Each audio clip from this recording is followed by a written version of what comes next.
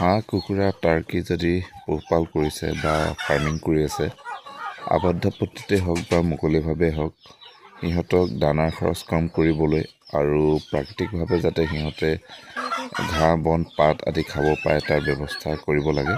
যদি ব্যৱস্থা নাই, ধৰক বাৰীত ঘাঁহ বন পাত আদি নাই বা মুকলিকৈ চৰিবলৈ জেগাৰ অভাৱ হয়, তেতিয়াহ'লে এনেধৰণে কলগছৰ পাতো আনি ধুনীয়াকৈ দিব পাৰে, যিবিলাক খাই কুকুৰা, হাঁহ, মুৰ্গী, টাৰ্কি চবেই ধুনীয়াকৈ খায়। আৰু ইয়াৰ পৰাও মানে প্ৰাকৃতিকভাৱে তেহেঁতি যিখিনি মিনাৰেলছ ভিটামিনছ দৰকাৰ হয় সেইবিলাকো পায়।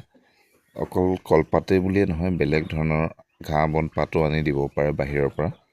ধুনীয়াকৈ সেইবিলাক খালেও দানাৰ খৰচো কম হয় আৰু সিহঁতৰ স্বাস্থ্যও ভাল হয়। এতিয়া মোৰ ইয়াত বাৰীত মানে ধৰক ঠাইৰ অভাৱৰ কাৰণে গোটেই ঘাঁহ বন পাতৰ অভাৱ, ইয়াত ঘাঁহ বন পাত এডালো নাই, কাৰণ মুৰ্গী টাৰ্কি এইবিলাকে খাই বৈ শেষ কৰি দিছে। সেইটো কাৰণে মই কি কৰোঁ, মাজে সময়ে কেতিয়াবা কলগছ কাটি আনি পিনে তাৰ গা গছডাল পচলাখিনি ধুনীয়াকৈ মিহিকৈ কাটি হাঁহক দানাৰ লগত মিক্স কৰি দিওঁ।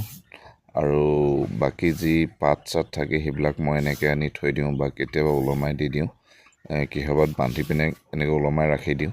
আৰু সেইবিলাক মুৰ্গী টাৰ্কি সিহঁতে খুব ধুনীয়াকৈ খাই থাকে।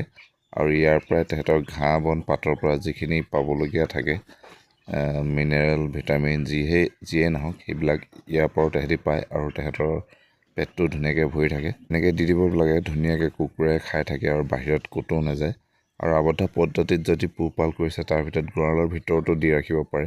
টাৰ্কি মুৰ্গীয়ে ধুনীয়াকৈ খাই বৈ সিহঁতি পেট ভৰাই লয় আৰু ইয়াৰ ফলত দানাৰ খৰচো কম হয় আৰু সিহঁতৰ মানে স্বাস্থ্যও ভালে থাকে। আৰু পাৰিলে সিহঁতক মিহিকৈ কাটিও দিব পাৰে। মই কটাৰ ব্যৱস্থা নকৰোঁ, হাঁহক খালি মিহিকৈ কাটি দিওঁ পচলাটো, আৰু বাকী পাতখিনি মই এনেকৈয়ে পেলাই ৰাখোঁ বা ওলমাই বান্ধি ৰাখোঁ। আৰু মুৰ্গী আৰু টাৰ্কি কি হয়, তেহেঁতৰ ধুনীয়াকৈ ঠোঁটেৰে খাব পাৰে। আৰু হাঁহ হ'লে মানে সিহঁতি অলপ খাবলৈ কষ্ট হয়, সেইটো কাৰণে সিহঁতক পচলা ধুনীয়াকৈ মিহিকৈ কাটি দি দিওঁ। আৰু সেইফলত মানে দানাৰ খৰচটোও কমি যায়, সিহঁতৰ পেটো দেৰিলৈকে ভৰি থাকে আৰু ইয়াৰ পৰা ভাল প্ৰাকৃতিক উপাদানবিলাকো পায়। আপোনালোকৰ যদি বাৰীত ঘাঁহ বন পাতৰ অভাৱ হয় তেতিয়াহ'লে আপোনালোকে এনেকৈ ধৰণৰ কলগছ আনি মেলি দিব পাৰে। আৰু যদি ঘাঁহ পাতৰ অভাৱ নাই তেতিয়াহ'লেতো কোনো কথাই নাই। আৰু মোৰ মুৰ্গীখিনি বাউণ্ডেৰীৰ ভিতৰতে থাকে, আৰু আমাৰ বাউণ্ডেৰীটোত মানে কোনো ঘাঁহ বন পাত নাইকিয়াই কৰি দিলে সিহঁতি, কাৰণ মই বহুত দিনৰ পৰা মুৰ্গী টাৰ্কি পালন কৰি আছোঁ। আৰু ওচৰৰ বাহিৰৰ পথাৰত ঘাঁহ বন পাত আছে, সেইবিলাকলৈ ওলাই সিহঁতি। আৰু সেই বাহিৰত ওলাই গ'লে মানে কুকুৰ নেউল চেউলৰ পৰা বহুত ক্ষতি হয়, বহুত মানে মুৰ্গী টাৰ্কি নষ্ট কৰে বা মাৰি পেলায়। সেইটো কাৰণে মাজে সময়ে মই এনেকৈ আনি পিনে সিহঁতক ভিতৰতে কলগছৰ পাত চাত এনেকৈ আনি দিওঁ। কেতিয়াবা মন গ'লে ঘাঁহ চাহ অলপ কাটি আনি পিনে ভিতৰত দি দিওঁ, যাতে ভিতৰতে থাকে আৰু কোনো ক্ষতি বা লোকচান নহয়, যাতে নেউল কুকুৰ বাহিৰা জীৱ জন্তুৰ পৰা।